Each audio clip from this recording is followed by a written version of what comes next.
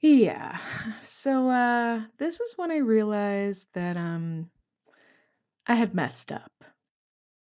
And ultimately, at this point, I decided to start over. This is my first Jelly Roll rug that I have ever created, and I was inspired to make this because of this woman. So, this is Uniquely Mateo. She is a Jelly Roll rug creator and professional sewist, clearly. I mean, look at what she's doing. She's obviously a professional. I mean, look at that rug. It's fabulous. And my rug doesn't come anywhere near it. So if you're expecting that, don't. But basically, I became enamored with her videos and just what she did with color. And I love sewing, even though I'm very bad at it. And I find it extremely frustrating and often quite difficult. I don't know, it's an odd relationship that I have with sewing. I only started sewing recently, I would say like a year and a half ago, and it's been an on again, off again affair.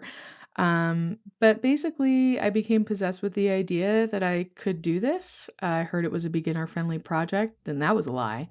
But here I'm checking my tension with some scrap fabric, and now I'm going into the meat and potatoes. I ordered this jelly roll fabric from Amazon, and it was a lot of fun. The idea of it was a lot of fun. And then I got into it, and I probably did not prepare enough before starting it. I guess I thought I did, but I really hadn't. Um, and at this point, I think I'm doing decent. I have the fabric running underneath the universal presser foot, which is not the greatest presser foot for this project, I came to learn, but I also like didn't care on my first rug. I was like, whatever. So for everything. And yeah, you can with varying degrees of success, but also like this this was rough. So as you can see here, that fabric doesn't really fold correctly now, does it? Basically, I had not oriented the fabric correctly in almost every single strip. And you can see like my confusion here. Like, I'm like, what? I don't understand. Like, why isn't this laying like it's supposed to? How did I go wrong? Like, you could just tell that I'm like not really understanding my mistake at this point. So, yeah, I mean, I don't even know how to use a seam ripper. See? It's upside down. I have since learned how to use a seam ripper. I am quite proud to say. But basically, I spent all this time focusing on the wrong thing only to realize I never oriented the strips appropriately in the first place. So now I have to restart. And I give it to myself. I'm determined, except this is still not right. It's still oriented incorrectly. So I'm like, oh man, okay, here I go. We're powering through this. And then I find out, like, oh God, I did it wrong again. And at this point, I'm getting really frustrated with myself. And I'm starting to wonder if, like, taking on this thing was a mistake and maybe I'm just not meant to sew. But then I realized I could check my seam. See? Look, I'm checking it. It's right. And I check the seam and then I sew it. Who would have thought? And I finally get to this part. So I'm finally here. I'm finally making strips. I have this cool little tool that I have, although I've since purchased the Clover Jelly Roll tool and I like that better. Not that this is bad. This would worked fine enough, but like I'm not good enough to make this tool work best for me is the best way that I could put it. The Clover tool helps just a little more to get those seams like really right. There are some points in my strips where you could see that the seam didn't actually hit the middle and it didn't sew correctly, and like part of the fabric underneath is kind of jutting out in the not most elegant looking way, but it didn't really matter. This part was a lot of fun, but we have to talk about my execution here and my supplies. So I'm using a universal presser foot. Not good. That's not good. My sewing machine, I know people love to hate it. I love it. Doesn't bother me. But like, look at how I'm laying down these strips. Okay, they're not flat. Mm-mm. And really, I should have done more research about getting a Jelly Roll rug started and how to get the strips to lay flat because I didn't research that at all. I didn't like watch one video on it. I was like, I'm good, but I wasn't good at all. And you can see that because you saw how the rug looked at one point in the beginning of this video. Now, I will tell you that uh sewing straight is so much fun with the Jelly Roll rug. I really, really ended up liking it. And I'm using these books as like a mock table, but like just look at the corner. Like everything is pulling up. It's not laying flat. Very obviously, we're going to have a problem, but I'm just ignoring that because I'm just having so much fun sewing these zigzag stitches all the way down this rug.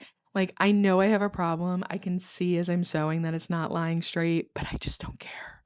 The other thing is, I don't have a walking foot. And I knew that there was a different, like, foot that people used when they made these rugs, but I was like, universal foot, like, you could use it for everything, but you can't really.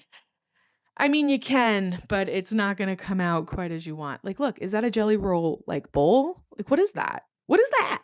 So, everything is just oh gosh. I mean, it's like Wave City over here. You could surf on that rug if you wanted to. My God.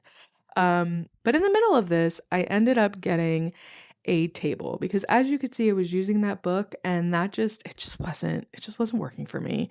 So I ordered this table attachment for my sewing machine. Look, it's a box in another cardboard box.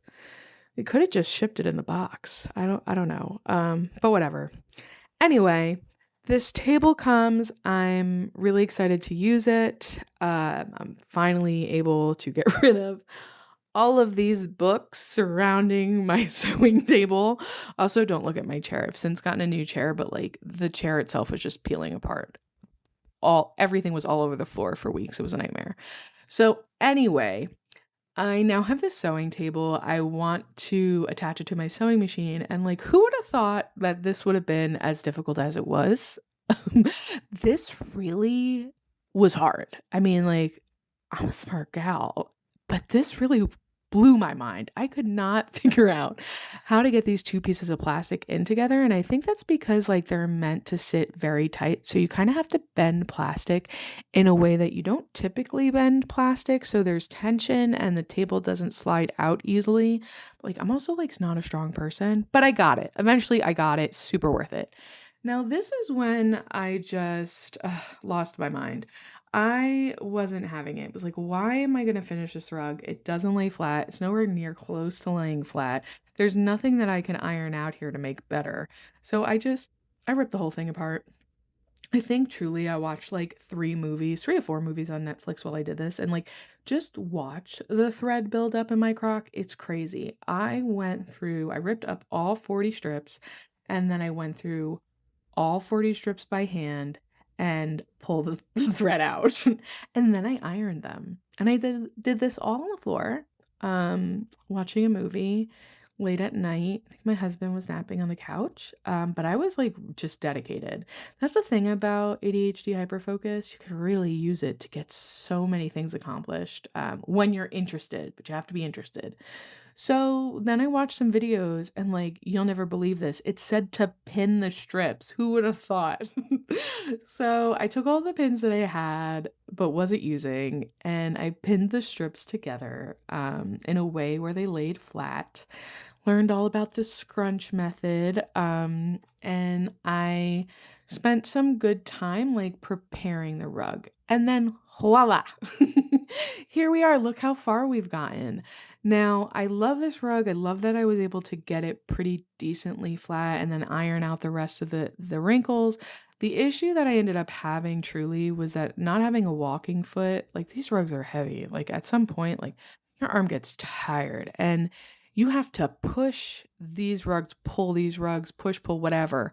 Kind of have to do both at some point to get them to go through the sewing machine. But the issue is if you're not using a walking foot and you're only using a universal presser foot, you're really supplying that tension. And if you're not supplying even tension, and like, let me just give you a little spoiler alert.